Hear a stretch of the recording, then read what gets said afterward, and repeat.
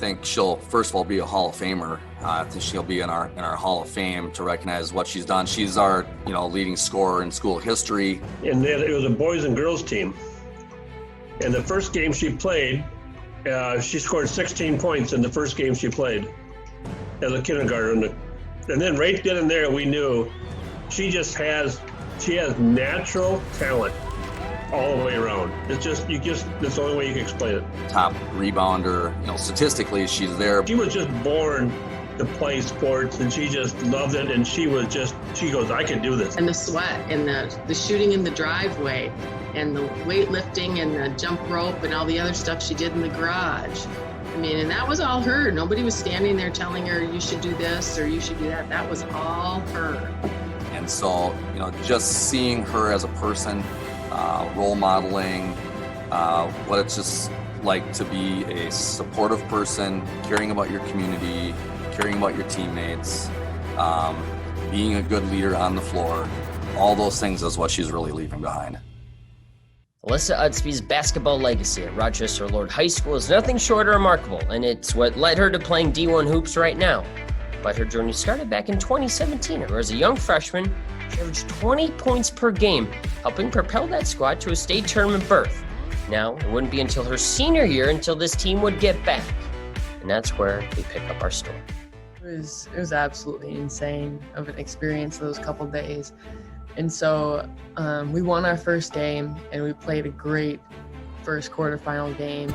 And our next opponent was Waseca. We had a day off before we were going to play again. And then Thursday morning, our AD emailed us and called us and said, now for Friday's game, we can only have 4 family members there. And so we're like, oh, okay, well, that makes sense. We're going to do this. We're moving forward.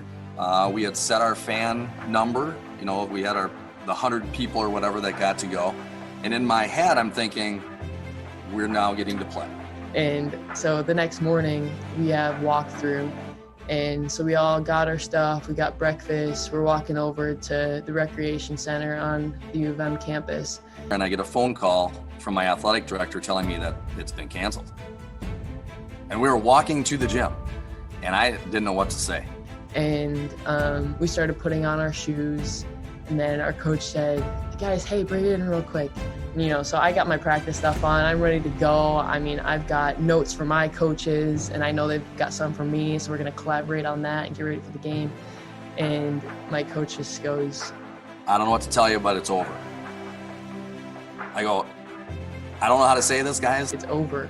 And then immediately, my legs just collapsed, and I was just sitting on the ground, and it was so heartbreaking.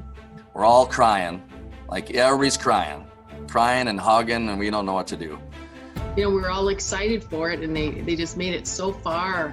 We got so excited at the end, and then just to have it all of a sudden it's done. It was sad. It was really sad. What is that moment like when you sit down with your parents and you say, I think I might go to North Carolina to play basketball? I'm sure that's crazy. Yeah, so I remember that first moment when UNC started showing interest. I was at an AAU game, and we've got chairs of coaches sitting underneath each side of the basket. I remember hearing that UNC was interested in me from my coach, and so I was like, okay, really? Come on. And then in that next AAU game, I see my head coach, Coach Banghart, underneath the basket, and I remember my team, this was during warm-ups, and my teammates were like, guys, who's she here to watch? And we're all we're like, oh my gosh. And then I was like, I think that's for me. And it just it was mind blowing. I did not expect any kind of recognition from such a great school and great coaching staff and team. They're getting somebody that's going to be 100% committed to whatever they want to do. She's going to outwork everybody. She's going to take direction and do exactly what the coaches want. And then she's going to embrace whatever role that she's given. As a person, like you said, she's so humble. She's a great teammate. She looks out for her family first, her family being her team. And so she'll just be very loyal and supportive of everybody there.